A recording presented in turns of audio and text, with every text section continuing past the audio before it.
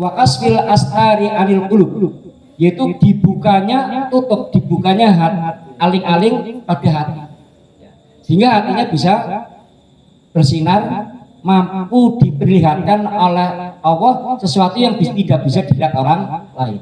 Dia bangga dengan itu, dia bangga merasa inilah amal saya yang luar biasa, menunjukkan dirinya di hadapan Allah lebih tinggi daripada yang lain.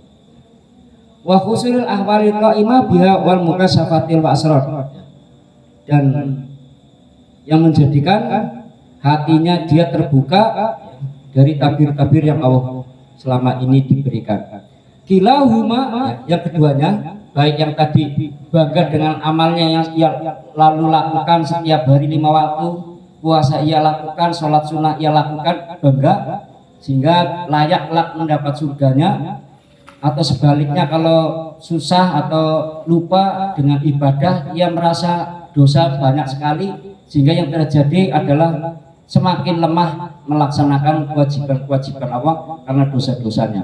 Yang kedua, bangga dengan pencapaian ibadahnya kepada Allah. Allah memberikan bonus istilahnya, diberikan ilmu khusus ya, yang tidak diberikan orang awam pada umumnya. Dia sudah bangga, merasa ujub, dia merasa menjadi orang yang mutakin, bahkan merasa jadi wali dan sebagainya, kan kadang seperti itu.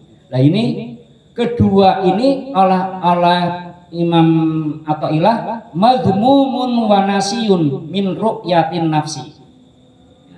Apa itu? Madhmumun, kepaidon, rapik maksudnya.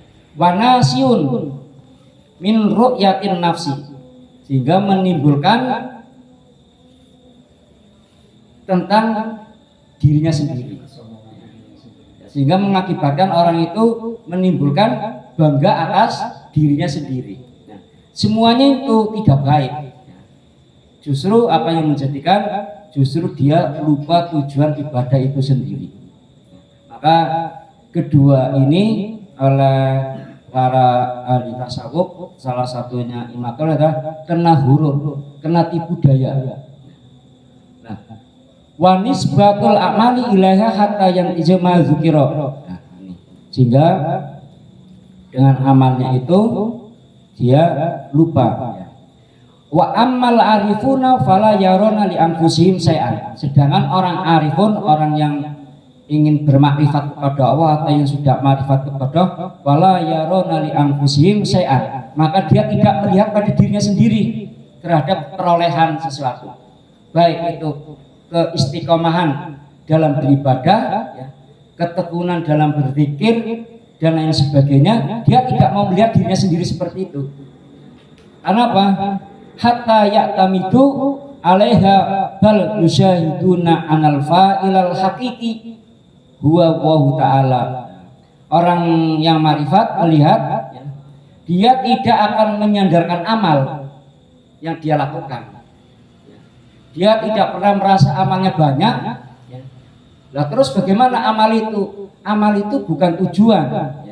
Amal itu merupakan asbab yang menjadikan sebab apa? Sebab Allah memberikan rahmat.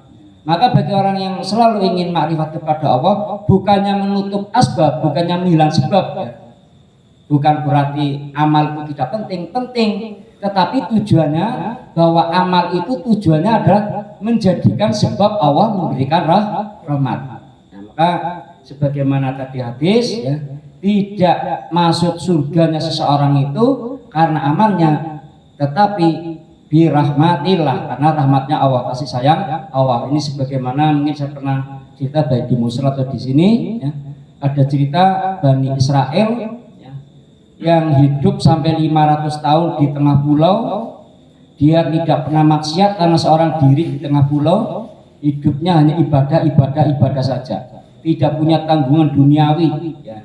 Sehingga ia selalu merasa dapat nikmat besar dari Allah, sampai-sampai berdoa, ya Allah, matikanlah aku dalam sujudmu, sehingga Allah mengabulkan matinya pun dalam sujud. Namun di saat hari hisab nanti, nah ini ilmu yang Allah berikan tetapi belum terjadi kepada Nabi Muhammad melalui malaikat Jibril. Belum terjadi, tapi Allah memberikan sesuatu yang akan terjadi.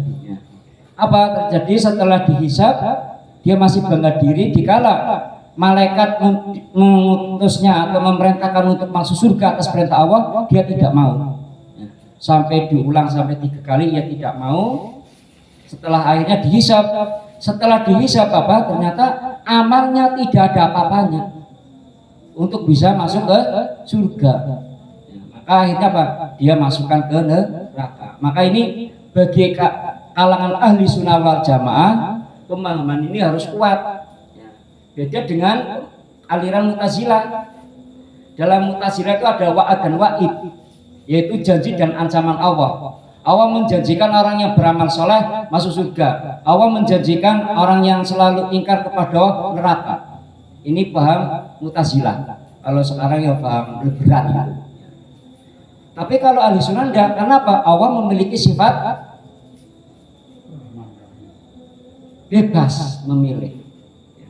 Allah itu memiliki bebas mau memasukkan siapa ke surga, itu hak Allah, mau memasukkan ke neraka kepada siapapun itu pun hak Allah. Dan fakta dalam hadis di mana pada zaman Bani Israel yang diceritakan Rasulullah kepada sahabatnya, ada seorang yang berlumuran dosa tok, intinya seorang pelacur ya.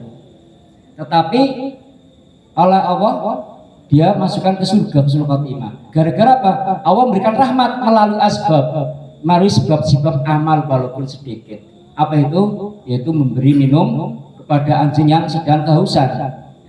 Ini satu contoh bahwa surga Allah lah yang karena rahmat Allah lah kita bisa masuk surga dan terhindar dari api neraka. Tapi bagi orang Mu'tazilah, orang yang amal soleh, ya Allah wajib istilahnya, wajib memasukkan ke surga.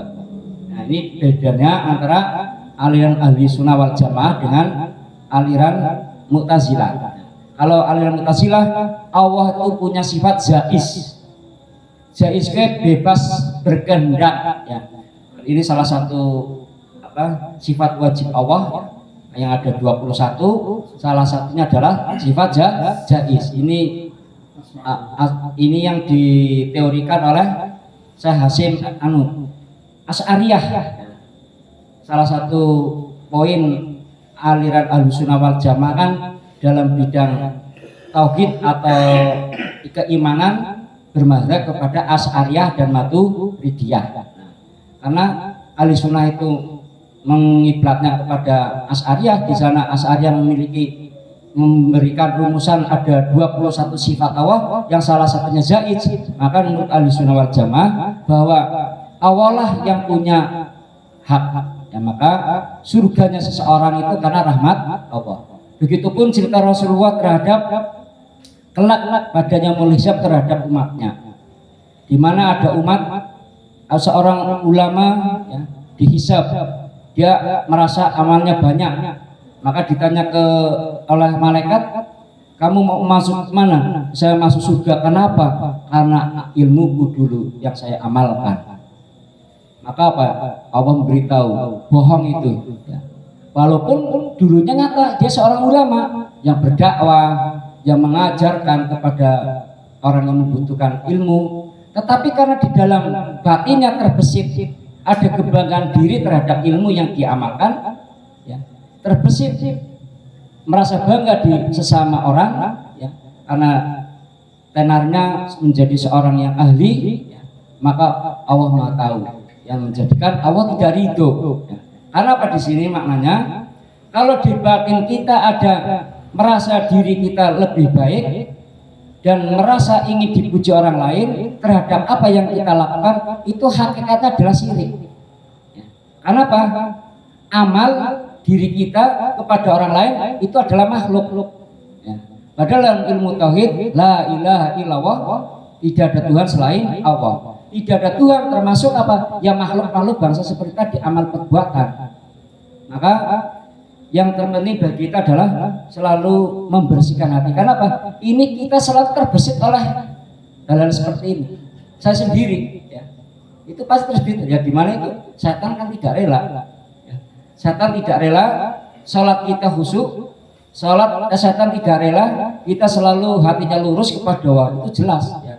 Sudah baiat atau janji setan untuk selalu menggoda manusia. Maka kadang kita terbesit rasa bangga diri terhadap amal diri kita. Mungkin itu karena kebodohan kita, mungkin juga karena gangguan setan dalam hati kita yang sangat lembut ya. Maka dalam ini kita selalu sebelum sholat baca ta'awudz, itu sunnah hayat. Sunnah hayat dalam mau menjalankan salat atau amal-amal lain, ya kita ta'awudz, a'udzubillahi minasyaitonirrajim. Nah, di situ kita menyandarkan Allah untuk membantu ya, ibadah kita jangan sampai melenceng. Ini baik yang pertama yaitu bangga atas amal yang istiqomah yang ia lakukan ya. Dan yang kedua adalah kebanggaan diri memiliki makom tertentu ya, di mana bisa hatinya terbuka terhadap hal-hal yang tidak dilihat orang lain atas prestasi ibadah yang Allah berikan, sekaligus itu adalah ujian ya. Namanya al-hurur, ujian sampai di mana apakah dengan bonus itu dia menjadi lupa kepada tujuan asal yaitu taqarrub ilallah, apa justru dia semakin membanggakan diri. Ini godaan ya. Godaan para orang-orang yang selalu menempatkan diri untuk dekat sama Allah, godaannya banyak sekali. Ini godaan hati ya. Kalau kaitannya syariah, kita kan godaannya males ya, males sukar, itu tingkatan syariah. Tapi kalau tingkatan makrifah, ya godaan ini sangat halus sekali, tidak ada yang tahu kecuali diri kita.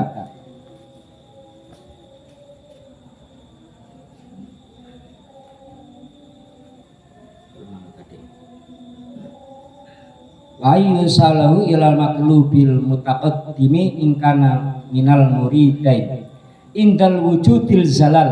Ini dimana tadi orang yang selalu berharap atau menyandarkan amalnya terhadap apa? Terhadap untuk memperoleh surga Allah, inda wujudiz zalal. Inda wujudiz zalal ini artinya nalika wujudnya kesalahan atau di saat segala wujud yang ada akan hancur fana. Maksudnya apa? Seyogianya kita sebagai orang yang selalu ingin mendapatkan rahmat Allah atau ridha Allah dalam ibadah kita, walaupun kita selalu cenderung mengikuti hawa nafsu karena kita hidup di dunia di alam fana, ya isinya hawa nafsu atau kemalasan atau kemaksiatan, kazina kayak zina wa kholatil anillah, atau melupakan dari Allah, watarki auradin atau meninggalkan wirid. Maka seyogianya apa? Kalau kita tidak selalu berharap, tidak menyandarkan amal kita untuk memperoleh surga, maka yang terjadi adalah walaupun kita melakukan kesalahan, itu tidak akan menjadi kita putus asa ya, sebagaimana dalam surat Maidah atau surat apa itu, wala asumi rohillah, janganlah kalian berputus asa dari rahmat Allah. Maksud ini adalah indah wujud di zalal, dikala kita mendapatkan sesuatu ya, maksudnya hati mulai berubah, yang awalnya dekat sama Allah seperti ahli zikir, ahli sholat, ahli puasa, kok bisa-bisa kita maksiat? Karena manusia itu ya hatinya gampang berbolak-balik ya. Sekarang atau ya soleh urung tentu ngasuk sore, bisa seperti saat ini, itu watak sifat manusia. Namun kalau kita dari awal tidak selalu menyandarkan amal yang kita kerjakan, tidak membanggakan diri atas amal-amal yang kita dapatkan walaupun sedikit atau banyak, maka kalau kita sudah terjaga tidak menyandarkan amal, maka dikala kita lupa sama Allah atau meninggalkan perintah Allah atau maksiat kepada Allah, maka hati ini selalu apa? Roja, selalu berharap kepada Allah atas rahmatnya. Begitupun kalau kita selalu dalam kondisi istiqomah dalam kemaksiatan, yang selalu bukan kepada sandaran amal kita banyak atau sedikit, tetapi apa? amal-amal kita dijadikan sebab apa? Sebab untuk kita selalu mengharap rahmat Allah, baik untuk dunia maupun akhirat. Ya. Kalau maksiat juga tidak putus asa, tapi tetap selalu ingat, karena apa? Rahmat Allah lebih luas daripada dosa kita. Ya. Rahmat Allah lebih luas, maka innallaha ghafurur rahim, itu Allah memberikan tahu kita, Allah itu maha pengampun. Maka orang yang sudah terjerumus kemaksiatan atau malas dalam ketaatan kepada Allah, masih ada harapan, masih ada harapan, sehingga apa? Mau melakukan sebab-sebab yang menjadikan Allah membuka rahmatnya. Maka, tapi kalau selalu menjadikan amal kita tujuan untuk memperoleh surga, atau dengan kemaksiatan kita menjadikan kita neraka, maka orang bukannya semakin memperbaiki diri, tapi malah apa? Wis nyerah lah, dosa wakeh. Banyak kan gitu. Di masa kadang diajak sholat sudah nggak mau, karena apa? Sudah merasa nggak pantas. Ya oleh Allah, karena maksiat atau dosanya bertumpuk-tumpuk, sehingga apa? Merasa nggak pantas lagi. Ya, di hadapan Allah sudah hina yang terlalu lah gampangnya, sehingga Pak sudah tidak mau berbaik diri.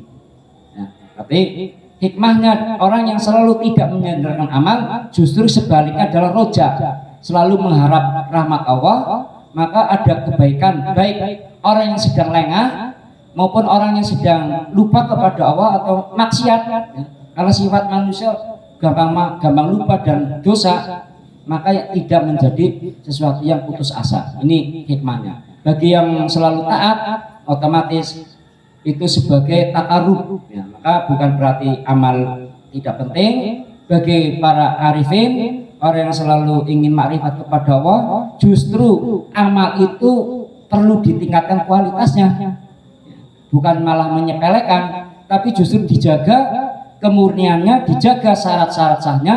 Untuk apa? Supaya menjadi lebih, untuk menjadi sarana untuk takarub. Maka Rasulullah waktu ditanya oleh istrinya, ya Rasul, mengapa kamu masih susah payah sholat tahajud sampai berjam-jam berbengkak-bengkak? Jawabannya, bukan karena surga neraka, tapi apa? Rasa syukur, ingin dekat kepada Allah. Nah, ini yang diajarkan oleh para aulia, para orang soleh. Selalu jadikanlah rahmat Allah yang Allah berikan kepada kita berupa otak kita, pikiran kita yang sempurna, dan berupa mendapatkan hidayah. Karena tidak semua orang mendapatkan hidayah. Kalau kita mendapatkan hidayah Allah, itu juga rahmat Allah yang patut kita jaga. Supaya apa? Supaya berharap yang lebih tinggi, tentunya Allah lebih mudah, karena sudah terjaga kedekatan diri kita kepada Allah Subhanahu wa Ta'ala. Ini termasuk yang menjadikan alasan Rasulullah selalu istiqomah dalam kebenaran, istiqomah dalam ibadah. Karena apa? Apa yang ia lakukan bukan karena surga atau neraka, tapi karena mengharap rahmat Allah. Ini yang menjadikan teori ibadahnya para ahli sunnah wal jamaah.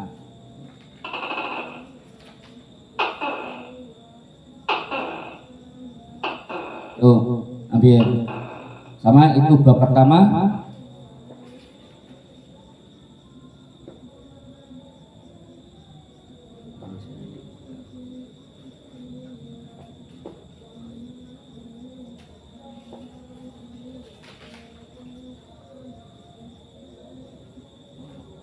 Ya, nuqsanur roja. Ini bagi golongan kedua. Mengapa demikian tadi? Ya karena kurangnya berharap kepada Allah. Ya seperti kita alami, kita mungkin dalam ibadah kita tidak terpikir ya Allah dengan sholat ini kami beri rahmatnya. Karena enggak seperti itu. Sholat kita karena wajib menghindar dari siksaan neraka. Itu yang pertama. Inda wujudiz zalal. Ini bab pertama tentang apa? Tentang tasawuf. Ya, mudah-mudahan Mari mulai hari ini tentunya saya sendiri dan mudah-mudahan panjenengan mulai menata hati dalam iman ibadah kita, baik perkara kecil, baik besar, baik perkara ubudiyah mahdoh ya, maupun perkara ghairu mahdoh, yaitu amal-amal lain seperti kita dalam melaksanakan tanggung jawab keluarga atau dalam kerjaan di tempat kerja. Ya mari kita tata. Walaupun kita kadang terbesit, kita bekerja juga tujuannya adalah mencari nafkah, memenuhi kewajiban amanah Allah. Ya, tapi yang lebih baik adalah kita bekerja dalam rangka apa? Ya itu jadi sebab apa? Sebab menjadikan kita dekat kepada Allah Subhanahu Wa Taala.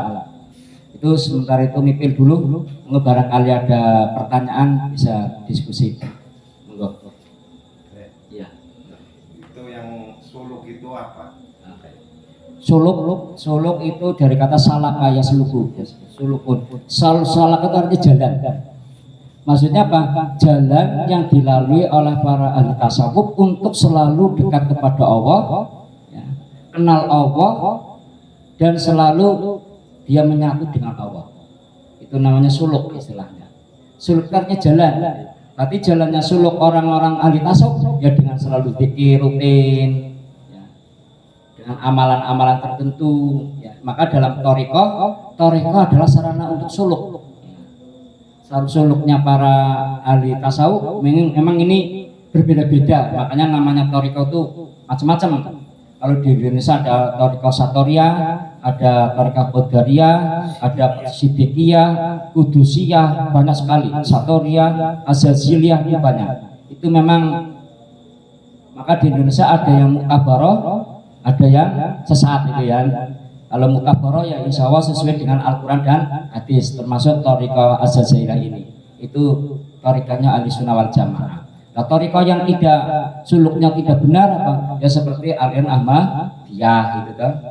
Seperti Musodik, terus apa itu yang perempuan yang meninggal, Eden, itu awal-awalnya ahli thariqah. Tetapi apa? Tertipu. Itu tertipu kemana? Tadi golongan yang kedua itu, yaitu apa? Terlena dengan dibukakannya hati terhadap tabir-tabir yang orang awam nggak tahu, dia tahu gitu. Sehingga kayak ketemu malaikat padahal di situ apa? Ya mungkin iblis, ya toh. Iya, ini godaannya orang yang suluk itu banyak, seperti Syekh Qadir Jailani itu ya. Dalam melakukan suluk, malam-malam lagi zikir, didatangi iblis, dia ngaku iblisnya ngakunya mereka Jibril, ya, diutus oleh Allah, katanya kamu cukup nggak perlu melakukan syariat, nggak perlu sholat karena makammu sudah tinggi. Nah karena Syekh Qadir itu syariatnya sudah kuat, ya, dia paham mana yang nipu dan tidak nipu, maka bahannya dipatak sendal lari-lari gitu ya. Nah ini makanya dalam ilmu tasawuf seorang murid ya kepada mursyid memang harus ada bimbingan sehingga bisa membedakan mana tipuan dan mana tujuan ya. Itu Pak, yang suluk itu intinya ya. Caranya suluk bermacam-macam, ada yang zikir dengan suara keras, ada yang zikir macam-macam ya. Suluk itu artinya jalan yang dilalui seorang yang sedang ingin menata kerohaniannya, menata hatinya supaya bermakrifat kepada Allah, itu namanya suluk. Itu Pak, dan ada lagi.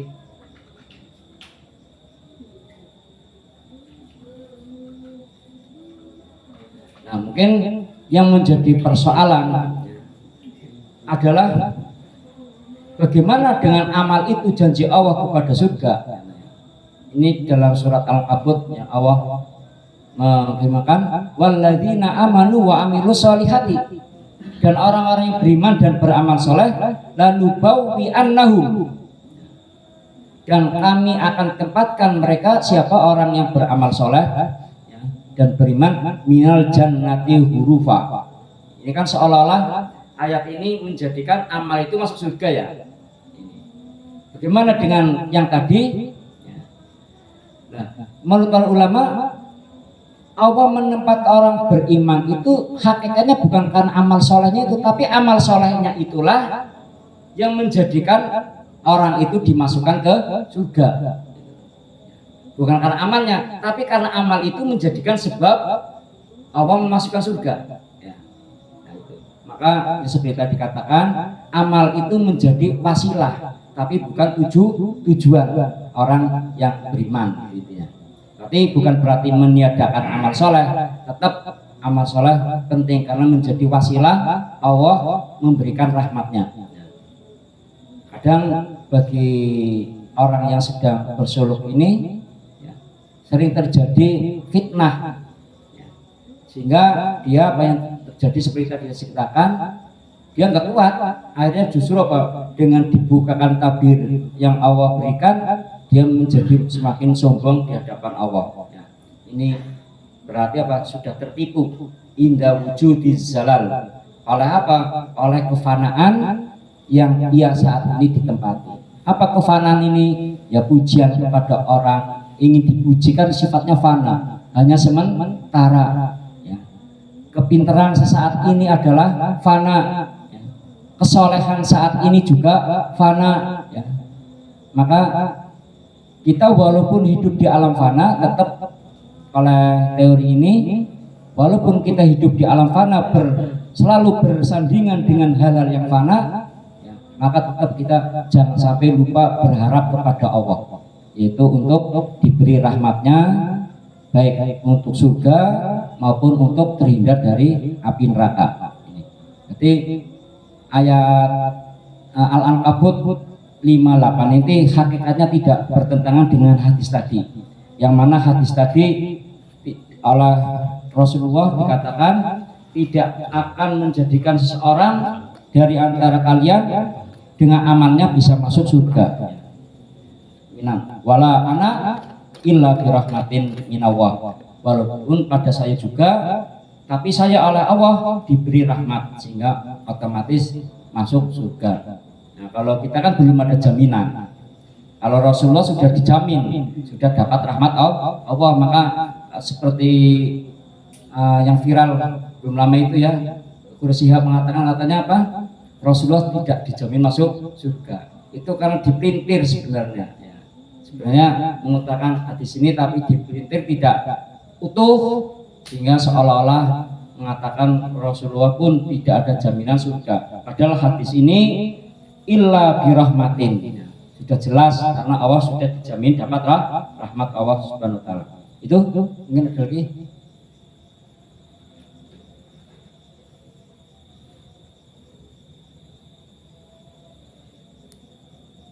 Sudah, ya belum.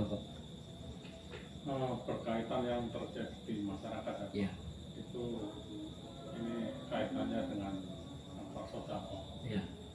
Itu setelah ada orang yang meninggal, itu berapa hari atau 40 hari atau apa itu diadakan ubudiyah yang apa dengan beras itu ya. Ini hukumnya bagaimana Pak? Gitu. Oke. Ini ada dua pendapat. Pendapat yang banyak diikuti betul ya. Itu berkaitan dengan hadis idza matal insan illa, ya, idza matal insan qata'a illa min salas.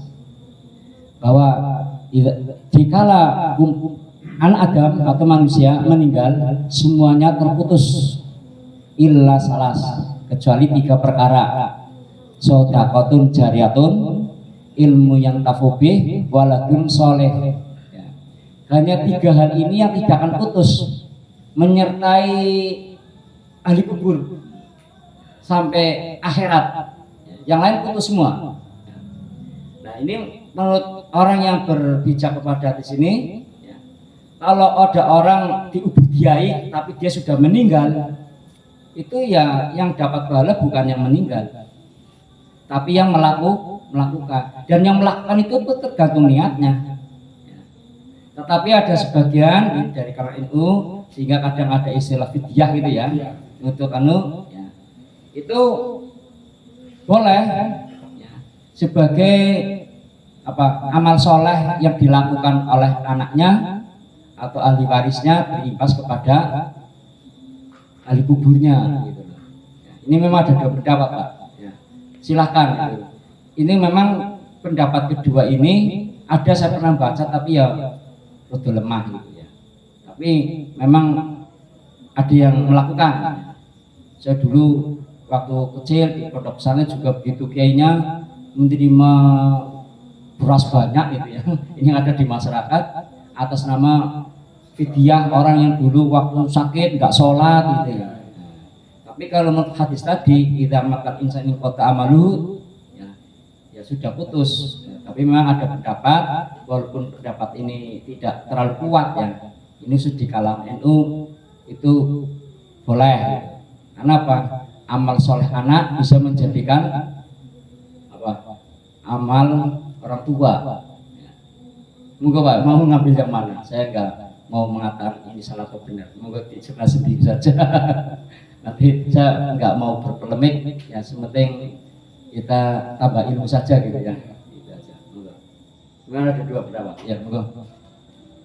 Ini saya bertanya. Ya. Assalamualaikum warahmatullahi wabarakatuh. Yang beredar di masyarakat juga ini ada yang berpendapat bahwa orang meninggal itu hisabnya adalah nanti setelah hari kiamat. Dan ada yang mengatakan bahwa orang itu ada azab kubur. Nah, jadi sebelum dihisab ada azab kubur. Nah, saya baca di YouTube itu ya, itu di Bukhari Muslim, yaitu bahwa nanti hari kiamat adalah yang dimatikan itu adalah orang mukmin. Selanjutnya baru dihisab. Bagaimana itu? Yang dimatikan orang muslim dulu sebelum kiamat. Iya, mukmin dulu. Iya, iya. Terus yang lain adalah nanti yang langsung masuk neraka, orang yang mukmin adalah dihisab. Iya.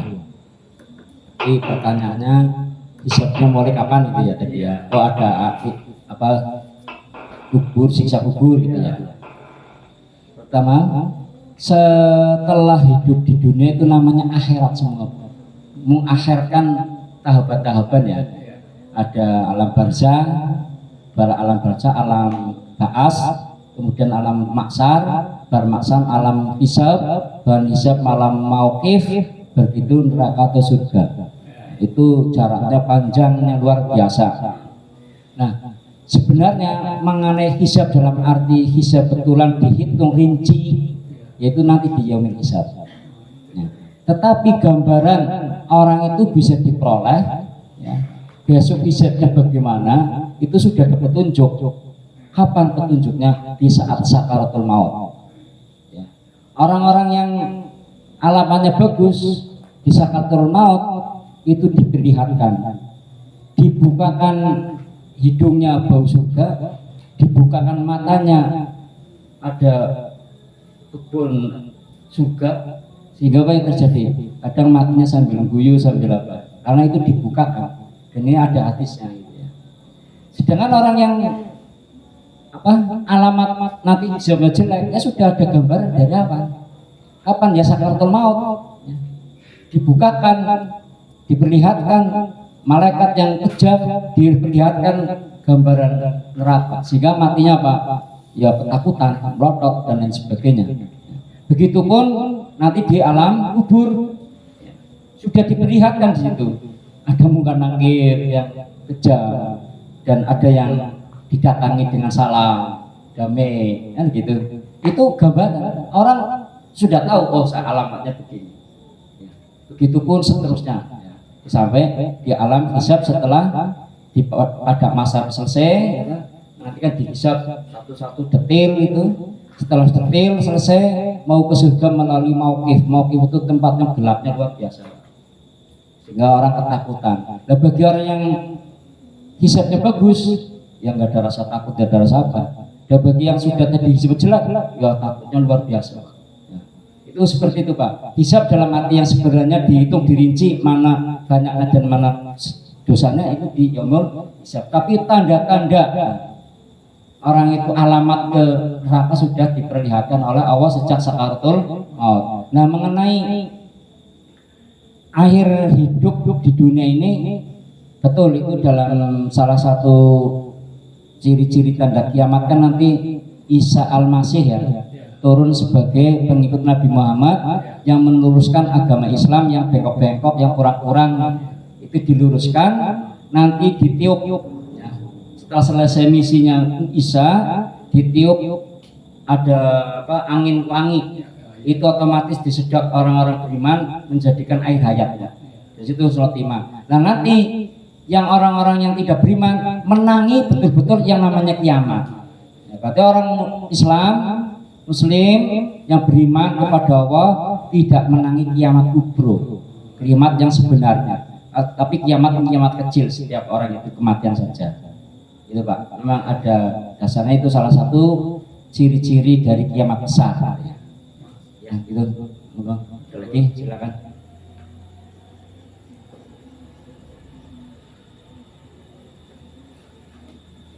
Ada? Ya monggo disamping. Nipil saja biar ya, normal ya. Memang tidak asal tidak gampang dipahami. Oh iya. Ya kadang saya juga bacanya berulang-ulang dan paham. Apalagi lama. Ini sengaja yang pakai rem ya, yang gundul di bawah keponakan.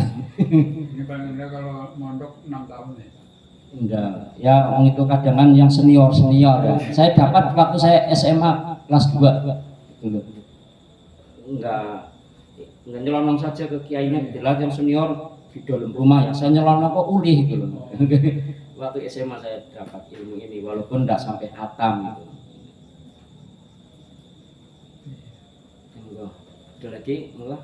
Atau enggak sambil